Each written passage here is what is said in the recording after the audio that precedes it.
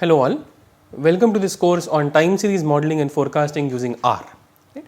Now it's a start of a fresh week, and then as you can see in front of you, the topic for this week broadly would be co-integration and a few other aspects of co-integration, right. So initially, obviously in the first session we will not go into very much details, but we will study that what exactly do you mean by co-integration firstly, and of course several examples would follow, right. So firstly, just couple of things to mention here is that the idea of co-integration would be sort of continued from the last week's idea of multivariate time series processes, right. So again, co-integration means what? So as again the name suggests, so co-integration means if you have more than one series and not just a univariate time series. So let's say if you have a bivariate series or trivariate series or multivariate series, then how exactly can you specify the relationship or the interdependency between all those series, right. So can we do better sort of, right. So rather than simply putting forward a multivariate structure or multivariate model, let's say VAR or VMA or VARMA, can you capture the interdependency using some metric, alright. So this is exactly what the idea of co-integration means, right. And this further means that we will try to sort of delve deeper into a few aspects of co-integration, a few examples of co-integration, right, in the subsequent lectures, okay. Alright, so the very first idea is a very famous idea which is slightly interesting also. It's called as spurious regression or spurious regression, right. So what exactly do you mean by spurious regression? Okay. So I'll give you a very simple example to start with. So I have not specified the example here, but just to sort of tell you a very nice example of spurious regression. So think of a situation where I can draw a plot, so let's say x axis versus y axis, and x axis, the variable on the x axis is, let's say, ice cream sales, right. So let me write down ice cream sales on the x axis, and just imagine that on the y axis you can actually write down, let's say, the runs scored by Virat Kohli, for example, right, or any batsman. So runs scored by Kohli, for example, right. So again, just so if you imagine this example, so on the x axis what do we have? So we have ice cream sales per month or per year, whatever, and similarly on the y axis we have runs scored by Kohli. So as they stand, so both variables have nothing to do with themselves, right, because ice cream sales has nothing to do with how many runs Virat Kohli will score in the that month or that year, etc. But even though if you try to plot using a scatter plot kind of a thing, and you might see that there would be a positive correlation. So it might turn out that if you try to obtain a scatter plot between x and y, it might turn out to be quite linear with a high correlation value.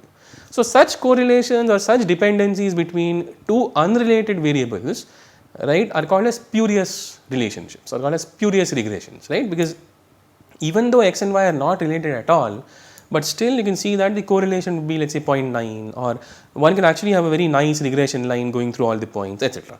But such regressions are kind of not necessary, or they don't make sense in a way, right, and hence the name is spurious regression. Make sense? Okay. So before that we delve deeper into what exactly you mean by co-integration, couple of simpler notations, right. So let's say I0. So the first notation is I0, so I within brackets 0 process.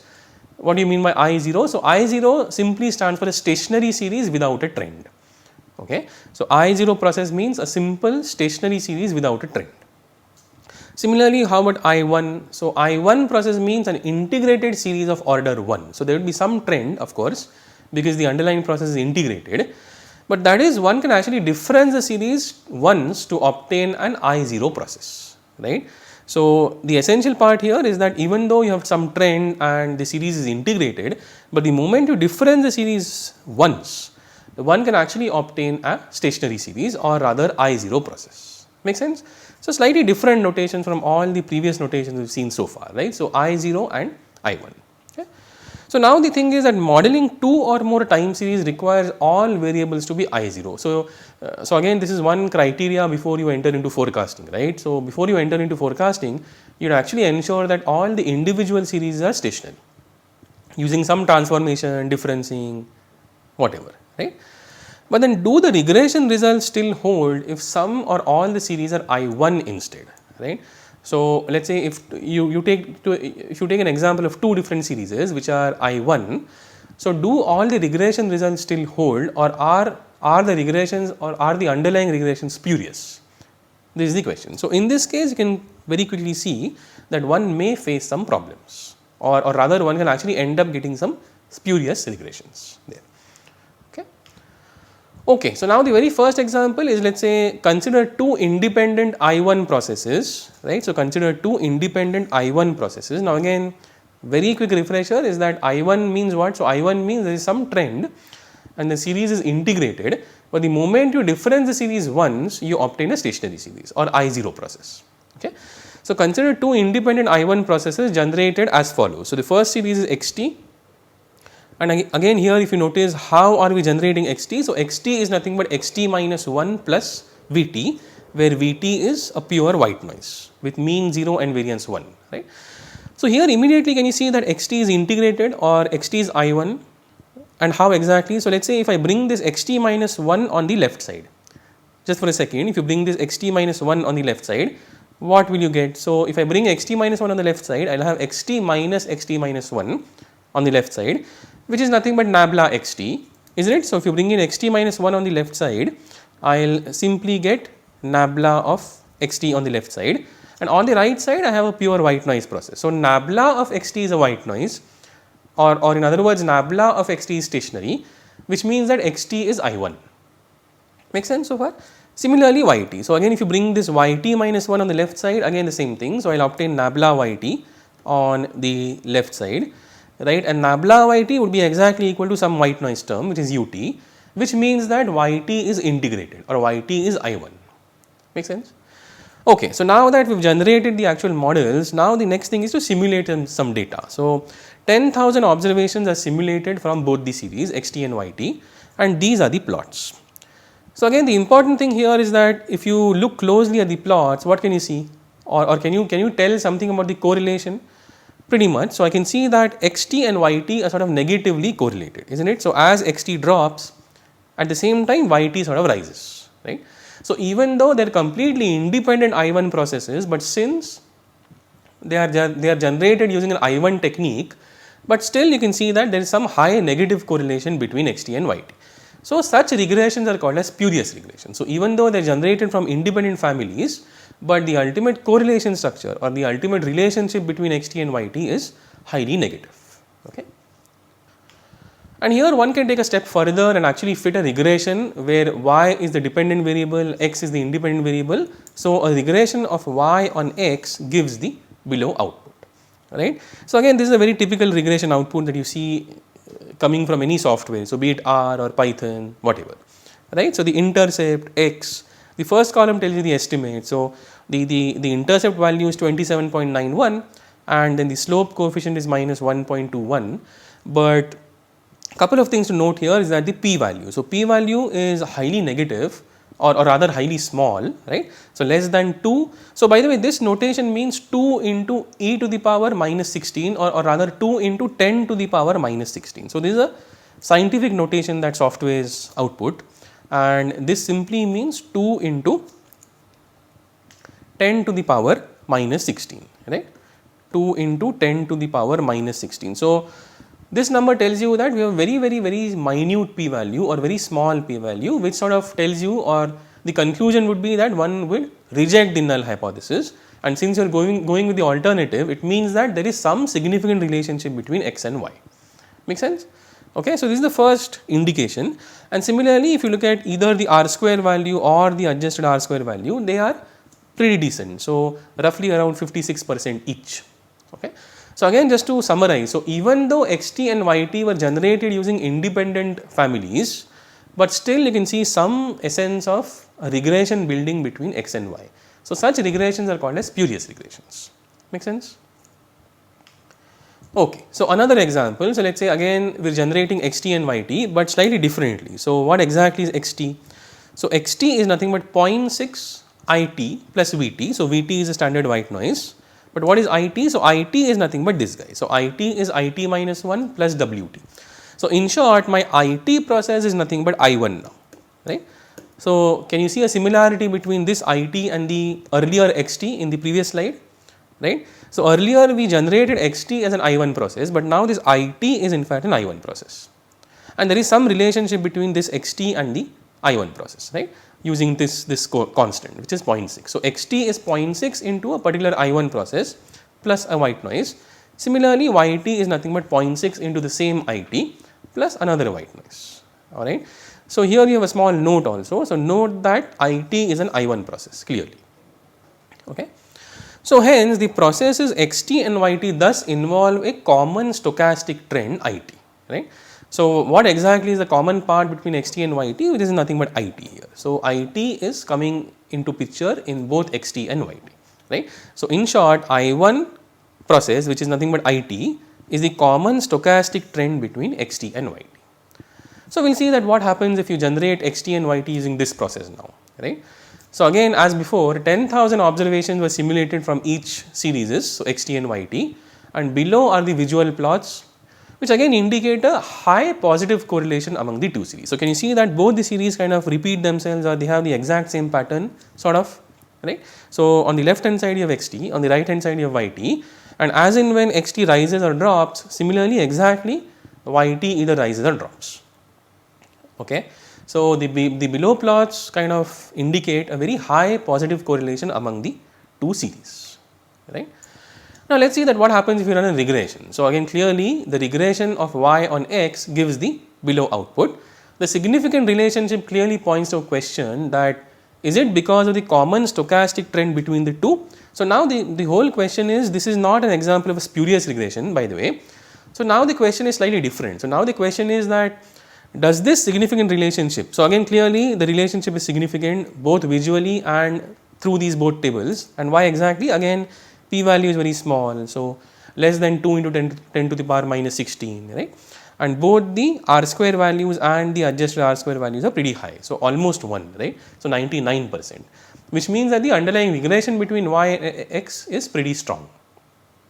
Now, the whole question is that since the regression is strong, so is that because of the common stochastic trend which is it between the two, right. So, this is a very evident question that anybody can ask, right. So, since the regression between y and x is throwing some really positive results, that there is a very highly significant relationship between y and x, but then does this relationship sort of come from that common stochastic trend which is it between the two, okay. Now, further, so since xt and yt are I1 processes, right. So, clearly since xt and yt contain that common it process, xt and yt are also I1, right. So, if a time series process contains an I1 process as a part of it, then the underlying time series process also becomes I1 clearly, okay. Alright. So, since xt and yt themselves are I1 processes, to remove the stochastic trend we require some differencing, isn't it. So, if a process is I1, so how do you convert I1 to I0? By suitable differencing. So, what we do here is we take the first difference of both the series and again run a regression, and below is the output. Now, what do you see? So, this is the intercept, this is nabla of x, by the way, this is not x or y, this is nabla of x, which is the first difference, and here again you see that nabla of x is highly significant, again due to the very small p value.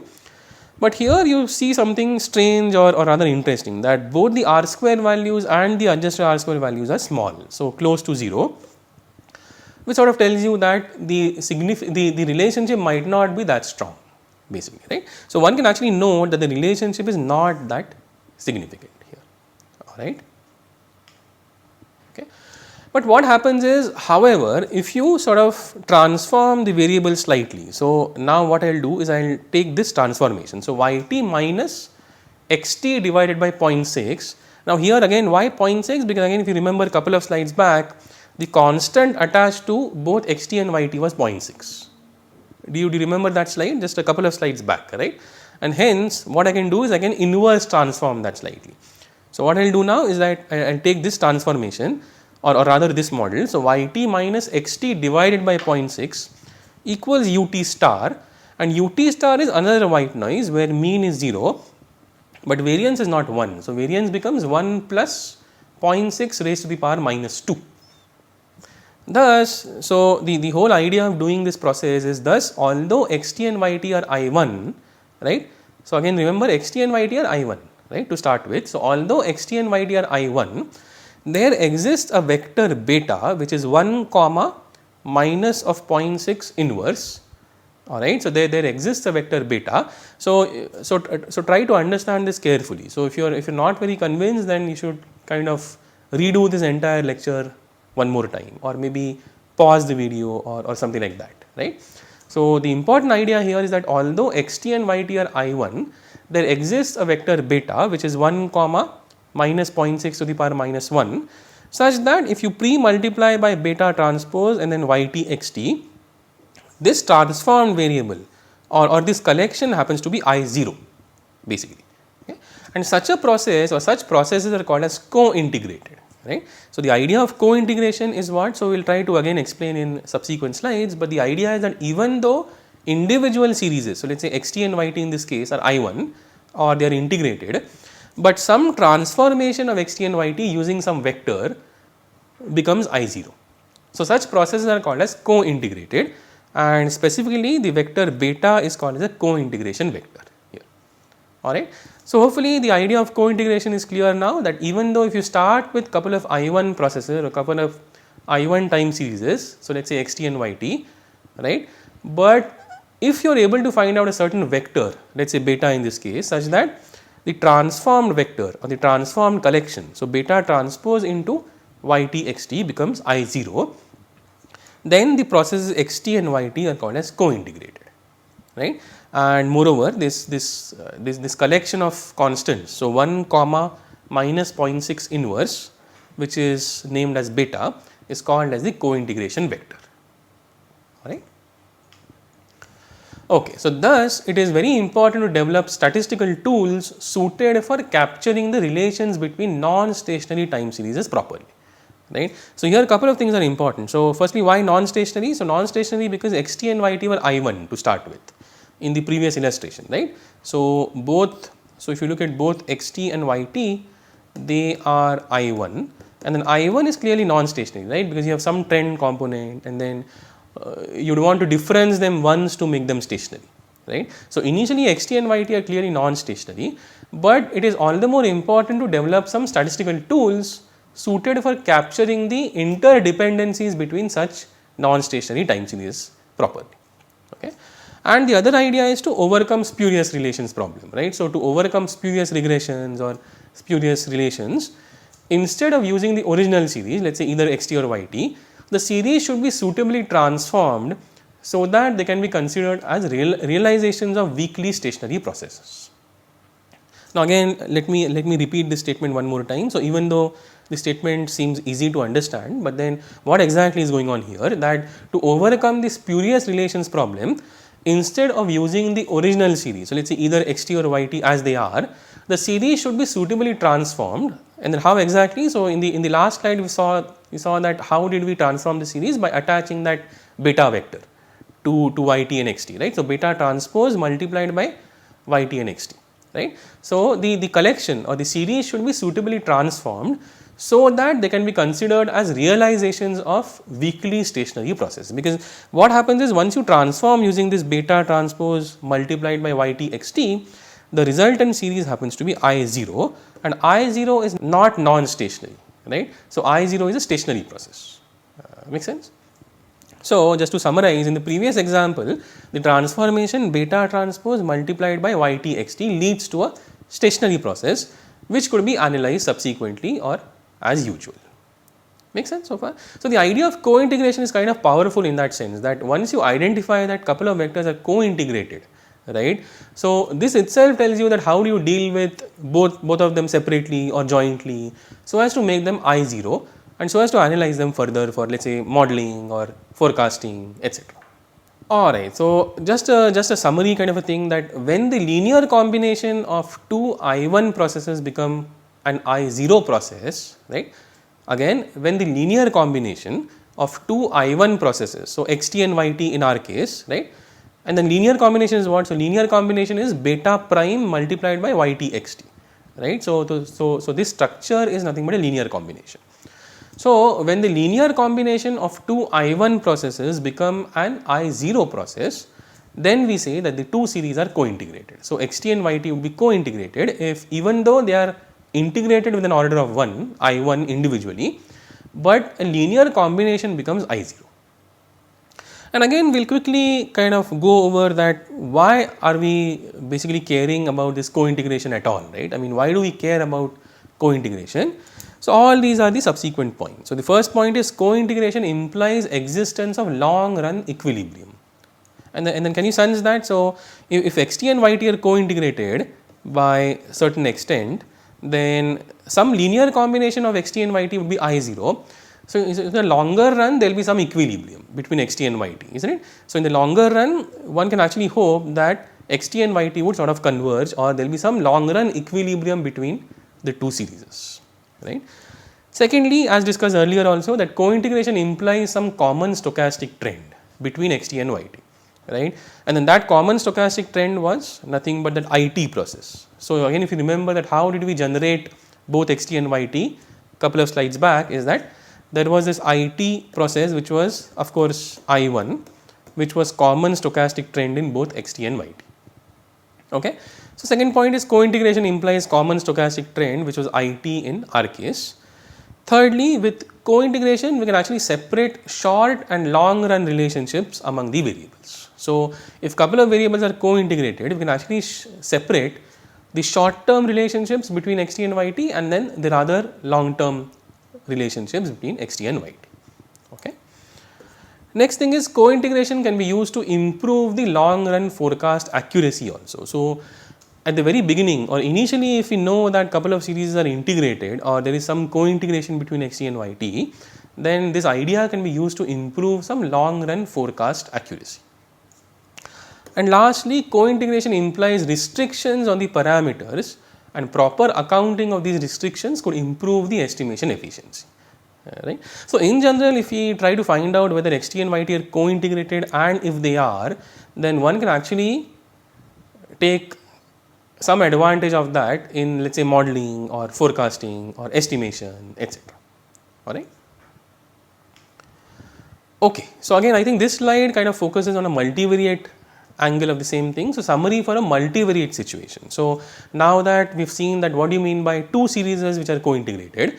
So, how do you sort of make that statement more generalistic, right, or how do you extend from two series being co-integrated to more than two.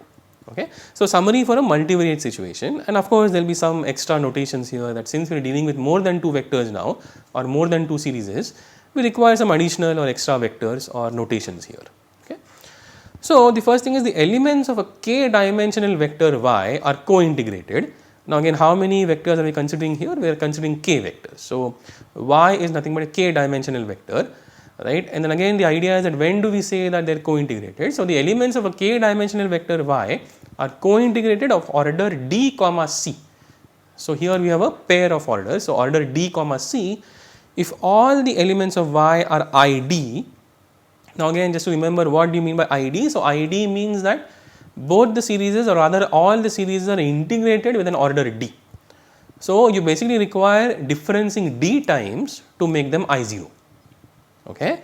Alright. So, this k dimensional vector y are co-integrated of order dc, d comma c, if all the elements of y are id and there exists at least one non-trivial linear combination z consisting of all these variables, right. There exists one non-trivial linear combination z of all these variables which is integrated with an order of d minus c. And of course, here we require that d should be obviously bigger than or equal to c, which should be positive, right. So, again just to summarize what is going on here is that we require that there should be some linear combination upon all the individual k vectors which are there in y. So, something like this. So, beta prime multiplied by yt is a linear combination, right, which is termed as zt, and what should the integration of the zt be? So, zt would be integrated with an order of d minus c basically.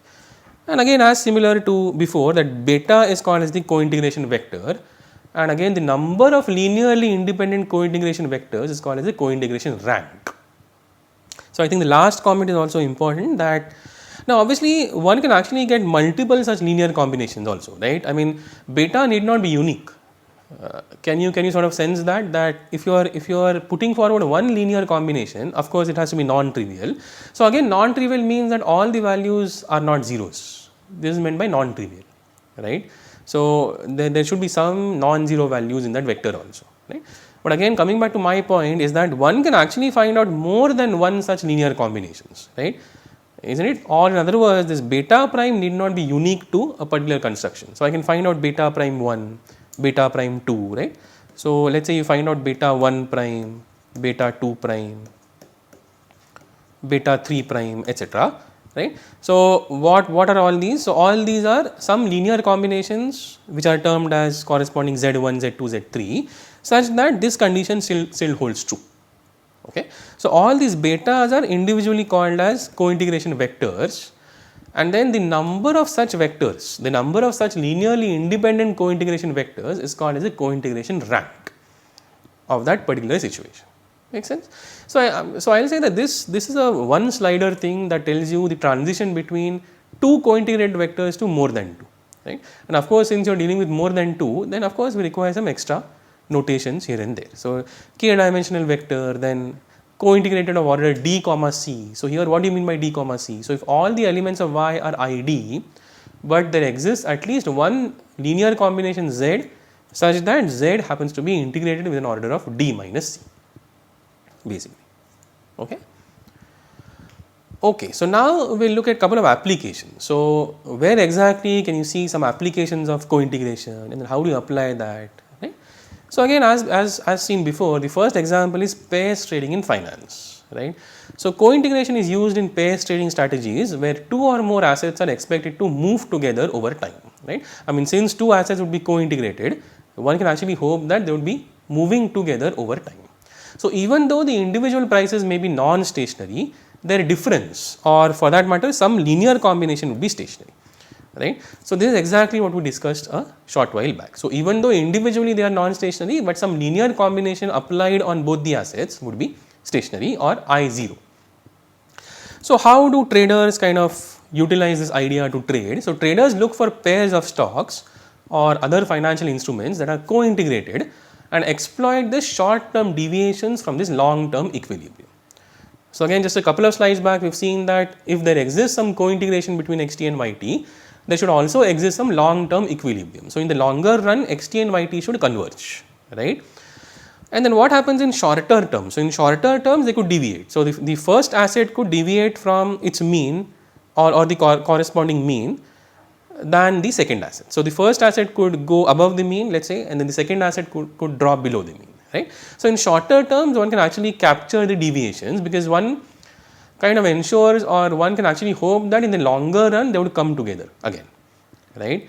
So traders actually look for these short term deviations from this long term equilibrium. So again, when one stock outperforms the other temporarily, they may take a long position in the underperformer and short the outperformer, expecting that the prices would converge again, right. So as discussed, so if you have one underperformer and the other is outer performer, so one can actually go with a long short strategy in either or, expecting that the prices would again converge in the longer run. Okay. So a small example could be, let's say, stocks of two companies in the same industry. So let's say HDFC Bank and ICICI often exhibit co-integration due to the similar economic influences, right. And then the second example could be something like in energy markets. So prices of energy commodities such as oil, gas, electricity are often non-stationary, but can be co-integrated due to market fundamentals like supply chains, substitution effects, or shared inputs, right. For example, oil prices influencing gasoline and jet fuel. So one can actually expect that there should be some interrelationship between all these energy commodities.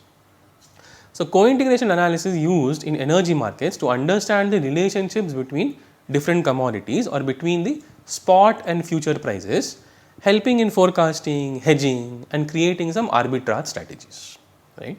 And eventually the relationship between crude oil and natural gas prices might show co-integration, especially in regions where gas is a byproduct of oil extraction.